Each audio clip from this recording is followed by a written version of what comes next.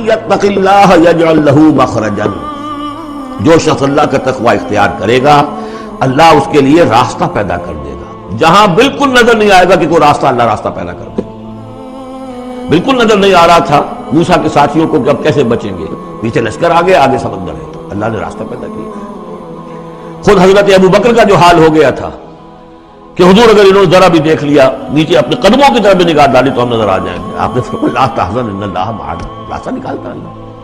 پھر حضور گئے طائف، لیکن وہاں سے خالی ہاتھ آئے، مدینے میں اللہ نے خود ہی کھڑکی کھول دی، 6 آدمی ایمان لے آئے، آپ گئے ہی نہیں اور وہاں انقلاب بھی آ گیا۔ عظیم، اس اعتبار سے اللہ مخرج پیدا کرتا ہے۔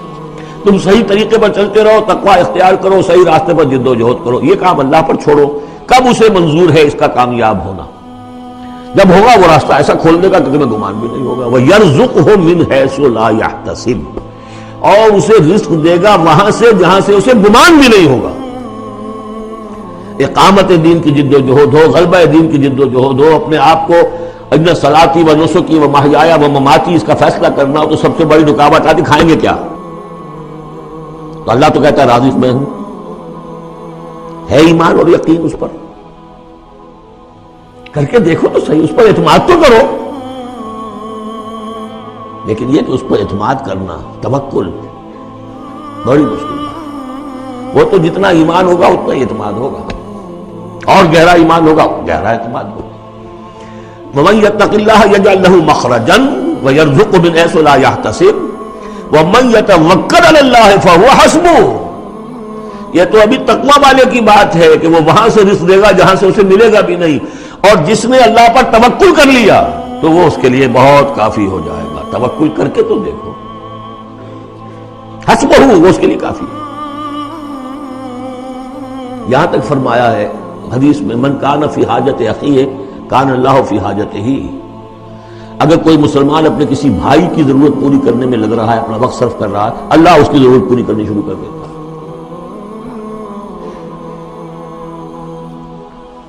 فکر ماں در کار ماں آزار ماں، کار ساز ماں بے فکر کار ماں، یہ فارسی شاعری کے اندر یہ دینی حقائق ہے۔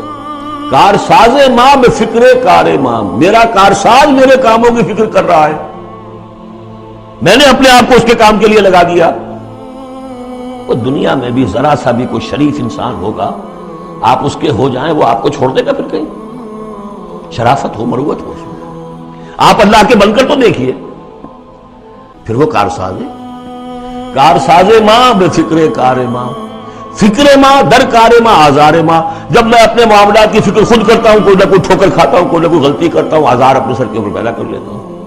اپنے آپ کو حوالے کرو، اس کا نام ہے تفویض الامر الی اللہ، افوض امری الی اللہ ان اللہ بصیر بالعباد۔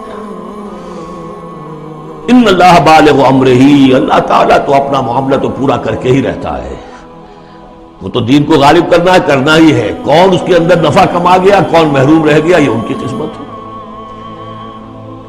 ابو بکر اور عمر اور عثمان اور علی اور عبد الرحمن ابن عوف یہ اپنی بازی جیت گئے، ابو جہل ابو لہب محروم رہ گئے، یہ تو اب ان کا معاملہ ہے۔ اللہ تو اپنی بات پوری کرا دے گا، اور اس دنیا کے ختم ہونے سے پہلے پہلے پورے کل ارضی پر اللہ کا دین غالب ہوگا، یہ ہونا ہے۔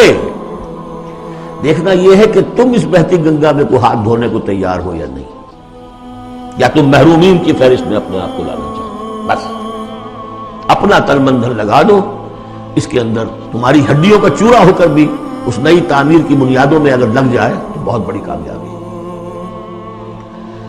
قد جعل اللہ لکل شیء قدرا، بہت عمدہ مقام ہے، اللہ نے ہر چیز کے لیے ایک اندازہ مقرر کیا ہوا ہے، کب اللہ کی مدد آئے گی یہ بھی اس نے طے کیا ہوتا ہے۔ You have to qualify. Pre-qualification conditions نہیں، تب مدد آئے گی، یوں نہیں آتی مدد۔